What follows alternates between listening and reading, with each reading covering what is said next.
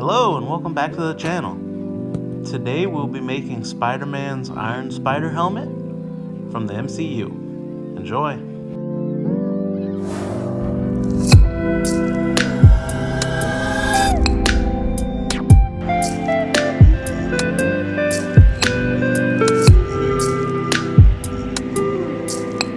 Before we get to the fun part of painting, we have to eliminate all of these layer lines. If you don't have one of these mouse sanders, I really suggest you get one, because not only do they save you a ton of time, they also save you a ton of hand pain.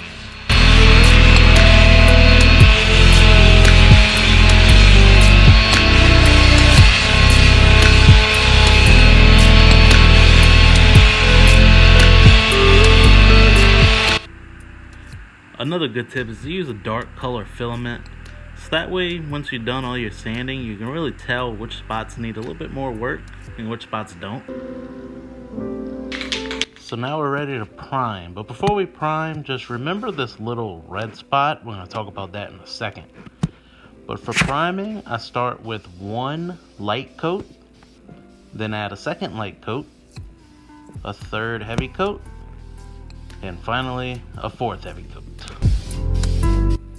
And then we sand again, this time with about 180 grit, and hopefully this eliminates all of our layer lines.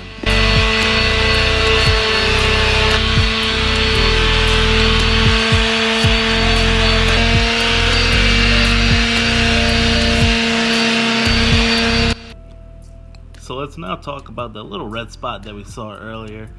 Anytime you 3D print, you're gonna have these really super deep grooves that no amount of sanding will ever get rid of. Here you see them from the supports on the chin. Get yourself a tube of this Bondo. Get yourself even 2 tubes, you're not gonna regret it. And just lay it down, let it cure, let it dry, and then sand. And theoretically, those little layer lines should be gone.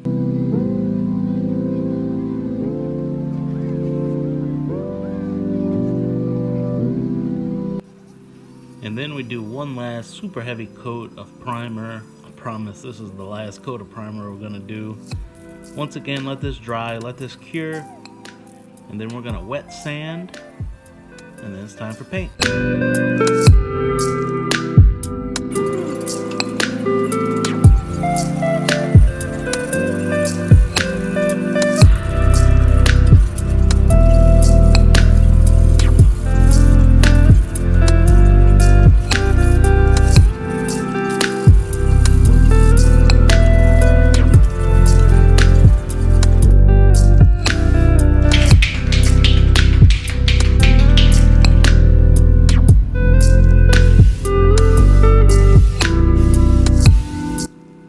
We're going to be using this metallic gold spray paint as our base layer.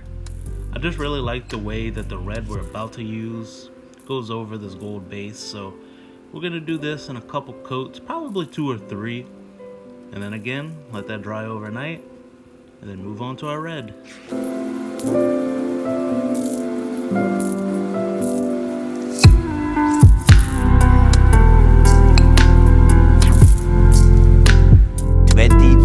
Hours later.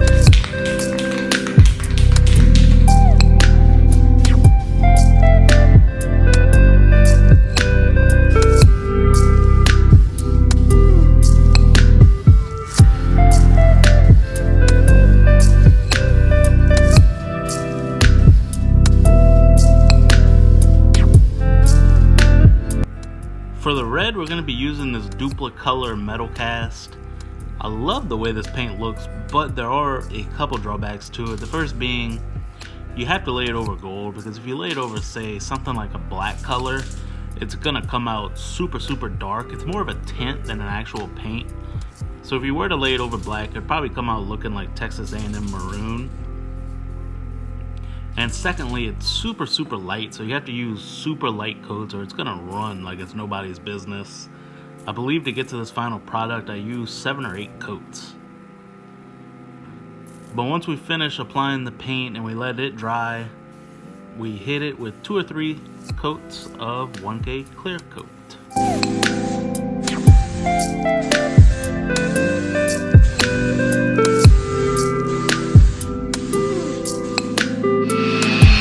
And now we repeat the entire process with the back of the helmet, all in about 10 seconds.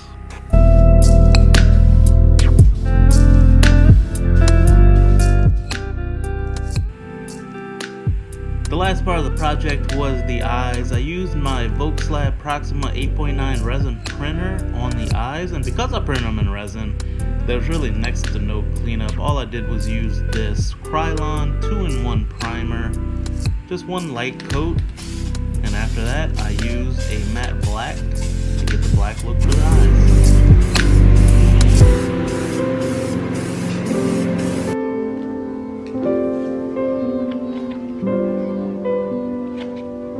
So I thought making the inside of the eyes would be a cakewalk, but honestly, it was probably the hardest part of this entire project.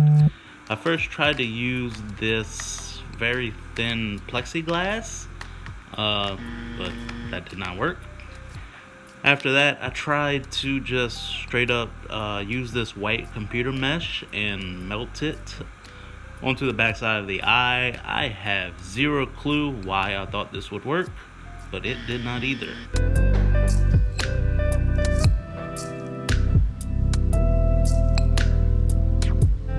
So I ended up deciding to just use my good old friend Gorilla Glue and basically forcing this mesh onto the back of the eye.